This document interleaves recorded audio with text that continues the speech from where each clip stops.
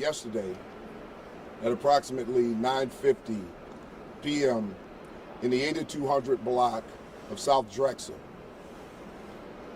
Our officers, 6th District TAC Team, were attempting to make an investigatory stop of a subject they believed to be armed. At that time, the subject fled. The officers gave chase on foot, and the subject was pursued into an apartment.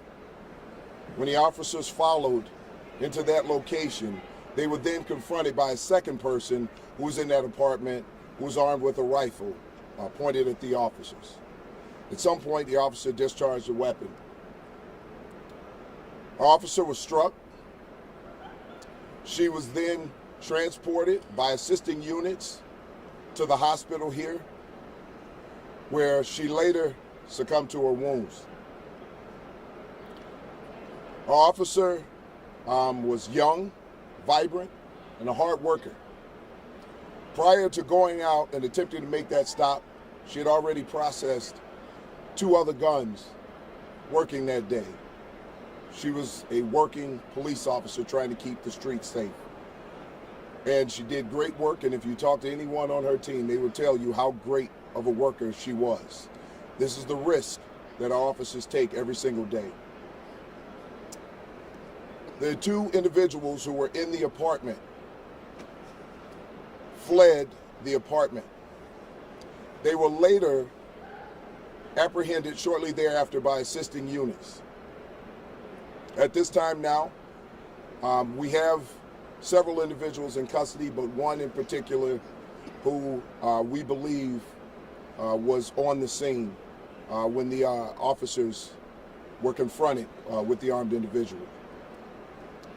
At this time, our detective division is investigating, and obviously at this point, we cooperate with COPA, and this is an ongoing investigation. I want everyone to understand one thing. Our officer that we lost tonight, this happens way too often.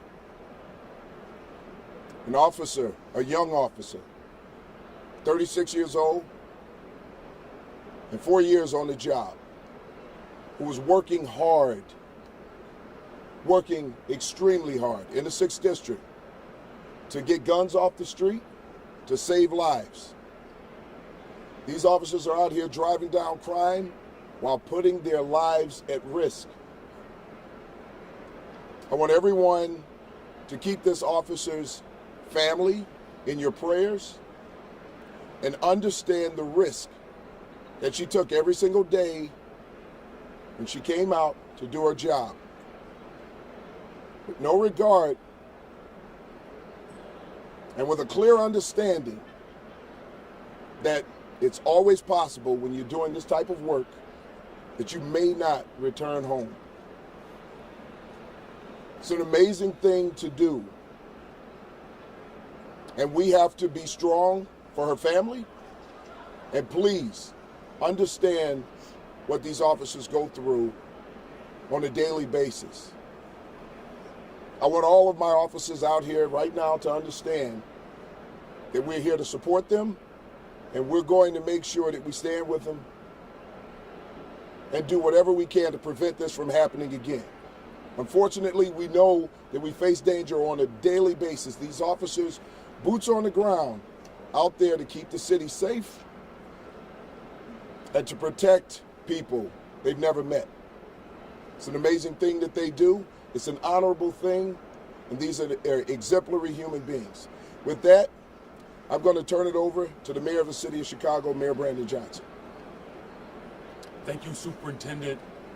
Tonight, the entire city of Chicago is grieving and mourning together over this tragic loss of one of Chicago's finest. This young woman served honorably and courageously. I'm calling on the entire city of Chicago to keep this officer's family in your prayers along with our entire police department. Her young, energetic, and bold approach towards keeping us safe is the memory that we will honor. And I will assure that our police department has everything that it needs in order to render justice. But as we grieve and as we mourn this tragic loss of this officer, we know that God understands our sorrows, and through him, we can gain trust and comfort in knowing that this too shall pass. But on behalf of the entire city of Chicago, we offer up our deepest condolences to this officer's family. And let's pray for her partner as well, who acted bravely and swiftly, as all of our officers do, serving this amazing city. With that, turn it back over to the superintendent if you have any questions. We'll start here on the left. Good morning, Superintendent. Good morning. Your traffic indicated that officers tried to transport the deceased officer to the hospital, but that car caught flames and crashed, or crashed and it caught flames. Could you talk anything about that and the condition of the officers who were trying to transport the colleague? Yeah, that did happen. There was some type of malfunction in that vehicle that caught fire, but assisting officers came in, and she was transferred to another vehicle and then driven to the hospital. Though the other officers who were transporting are doing fine at this point. Next question.